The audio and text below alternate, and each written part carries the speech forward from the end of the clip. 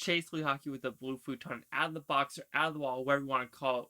We picked the 1992 cult classic movie, The Lawnmower Man. And surprisingly, there's a director's cut that is 141 minutes. We watched it. Let's roll the intro, and we'll tell you if you should ride The Lawnmower Man.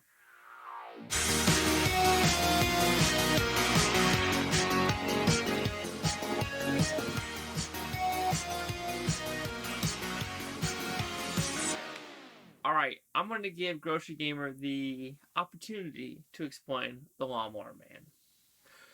Imagine, if you will, a low IQ individual who has been whipped into shape, as you will, by an unruly priest. And then James Bond comes in and says, I can make you smart. And he gives you LSD and hooks you in to VR goggles.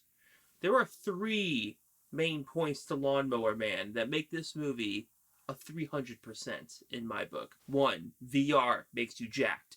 2, whenever you jack into VR and ascend into the electronic plane, you call all the phones and the internet. 3, you get to see James Bond without a shirt before he was James Bond. This makes it one of the best movies I've ever seen in my entire life. The sad thing is, I don't know if he's telling the truth. But overall, this is literally a story of a guy, simple Jack, mowed lawns. He's not smart. They hook him up to VR, and all of a sudden he turns smart, jacked, read minds, telekinesis, turn people into molecules, atoms, can just do anything like that. Connect to the telephones. And yeah, so that's the movie. With this premise, $10 million budget. Made $32.1 million. This movie is considered a profiteer. It's a profit. And made a director's cut, which finds that interesting. We're going to talk about more like that level. Director's cut, 2 hours and 20 minutes. But the interesting about this movie, it didn't really feel 220 on some levels.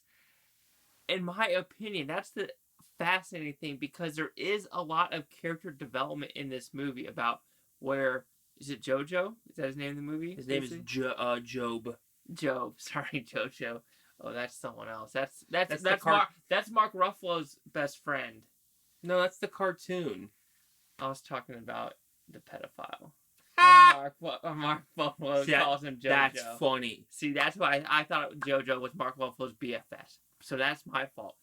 But yeah, there's actually a lot of backstory with people making fun of him and stuff like that. I'm pretty sure he got kicked out. Also, a little nudity sex scenes with his neighbor. But you can clearly tell when the cuts happened. You can tell the film reel becomes a little more grainy. The colors become a little off. And you can kind of tell when they're switching in between the theatrical release and then splicing in those director's cut real footage.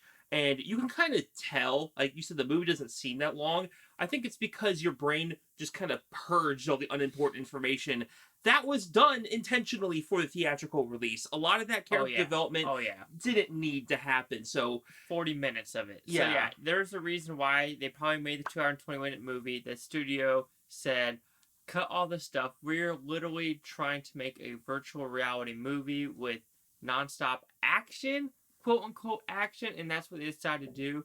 I could see in 1992 how this was a revolutionary idea, but conceptually, it doesn't work, in my opinion, with the whole turning people into molecules and stuff like that. It just doesn't work.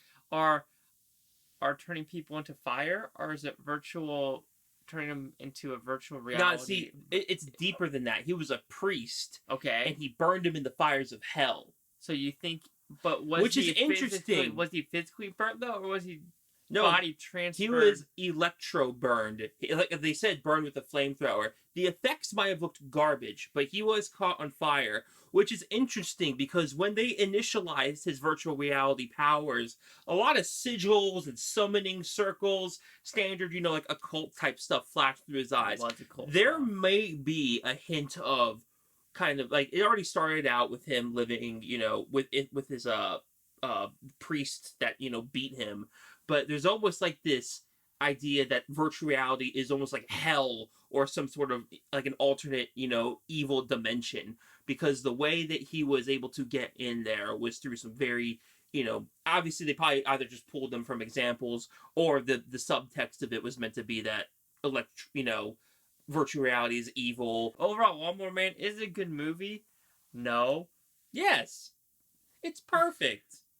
But I'm saying it is not horrible. Like, it is, to me, it's a watchable movie. And I just think a movie called The Lawnmower Man and saying it's watchable is so weird to me, because everyone's saying it's like a trash movie. But actually watching this 2-hour and 20-minute movie, you weren't bored. I wasn't bored. And movies, there's shorter movies that are bored, or they go on the woke spectrum of like Toll, I just reviewed. It was like 80 minutes, and then the last 10 minutes, you're like, wow, you just ruined the movie. Here, I mean, I kind of got... It was a fun, stupid action movie with terrible graphics, very cheesy effects. Again, there was a point where a guy pulls his chest open, he turns into a molecule meat tornado. That is perfect, okay? You can't make anything better than that. You better put molecule meat tornado scene in the damn... If it's not in the trailer, I'm not going to show it in the thing, because I just pulled it off the trailer. Anyway, I am giving Lawnmower Man a 2.5 out of 5 with Futon, which equals my 50%. I mean, it's hard for me to give it a positive review just because it goes bonkers. And like I said, maybe the theatrical version is worse or better than the director's cut, but I really think probably the director's cut is the way to go. And speaking of the transfer, it was a pretty solid transfer. Yeah, honestly, it looked really good. Like, randomly, you're like, good job, Shout Factory. Because Shout Factory is the one that do all these, like, older ones. And they just randomly pick the movies that are, like, cult-ish. But anyway, what is your review? This gets 10 big red lawnmowers out of 10. Ooh. This is one of the all-time cheese classics. We're putting it up there with Shaolin Soccer, Tokyo Gore Police, Kung Fu Hustle, and now Lawnmower Man gets to join the fun. But anyway, let's see what the critics' union scores gave this one. So you have critics a 34% with only 41 of them, and the audience score at 31% with over 25,000. Here's critic consensus. The Lawnmower Man suffers from a predictable, melodramatic script, and its once groundbreaking visual effects look dated today. Oh, come on. Okay, yeah, I understand, because this was the time when, like, Terminator 2 came out and everything like that. But I'm curious, the Terminator 2 budget versus this budget. You gotta think about this. This cost $10 million to make. That is it. I mean, back in the day, that might have been a big budget. I mean, it made its money back, but I don't know how much Terminator 2 made. Yeah, I can see that being the same realm. Of course the budget is going to be, or the graphics going to be outdated. It's 30 years ago. The past 10 years have been absolutely bonkers of what's doing. Now we want meta. I mean... Shoot, I wonder if wizard person Mark Zuckerberg used Lawnmower Man as a reference for Meta. Lawnmower Man 2 coming soon. Is it though? Is it? Anyway, do you agree with my 50%? The 34, 31 are 10 big red lawnmowers out of 10.